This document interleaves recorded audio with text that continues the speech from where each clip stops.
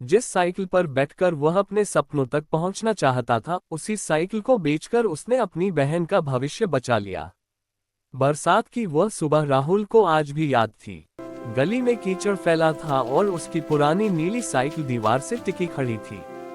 वही साइकिल उसकी पहचान थी, उसी से वह स्कूल जाता, सब्जी मंडी में छोटे काम करता और कभी कभी दोस्तों के साथ दूर तक निकल जाता। घर छोटा था, आमदनी कम।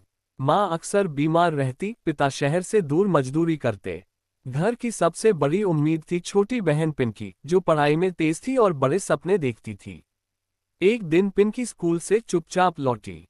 उसके जूते फट चुके थे, तलवा अलग हो गया था। टीचर ने सबके सामने टोक दिया था, कल नए जूते नहीं तो क्लास में मत आना। पिंकी ने कुछ नहीं कहा, बस कमरे के कोने में बैठकर रोती रही। राहुल ने उसके पैरों की ओर देखा, फिर अपनी साइकिल की तरफ। उस रात चूल्हा भी ठीक से नहीं जला। माँ ने दवा की बात की, पिता का फोन नहीं आया। राहुल देर तक जागता रहा, कभी छत को देखता, कभी साइकिल की हैंडल को थाम लेता। सुबह होते होते उसने फैसला कर लिया। बाजार में साइकिल बेचते समय दिल भारी था। दुकानदार ने कम दाम बताए, पर राहुल ने मोलभाव नहीं किया। पैसे हाथ में आए तो उसने सीधे जूते की दुकान का रास्ता पकड़ा।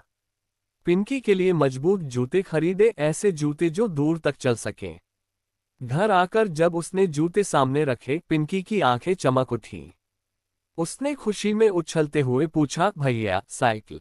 राहुल ने मुस्कुराकर कहा, वो तो थोड़ी देर पैदल चलने गई है। अगले कुछ दिन राहुल पैदल ही चलता रहा। धूप में पसीना बहता, पैरों में छाले पड़ते, पर चेहरे पर शिकन नहीं आई। पिंकी रोज नए जूतों में स्कूल जाती, आत्मविश्वास से भरी। एक दिन रिजल्ट आया, पिंकी ने क्लास में पहला स्थान पाया। टीचर ने कहा, इस बच्ची में बहुत आगे जाने की ताकत है। पिंकी भागती हुई घर आई, राहुल का हाथ पकड़कर बोली, ये सब आपकी वजह से है। शाम को राहुल अकेला बैठा था। सामने खाली दीवार थी, जहां कभी साइकिल टिकी रहती थी। तभी पिंकी आई, अपने जूते उतारकर बोली, भैया जब मैं बड़ी बनूंगी, सबसे पहले आपको नई साइकिल दिलाऊंगी। नहीं, उससे भी बड़ा सपना। राहुल की आंखें भर आईं। उसे समझ आ गया, उसने साइकिल नहीं बेची थी, उसने उम्मीद में निवेश किया था।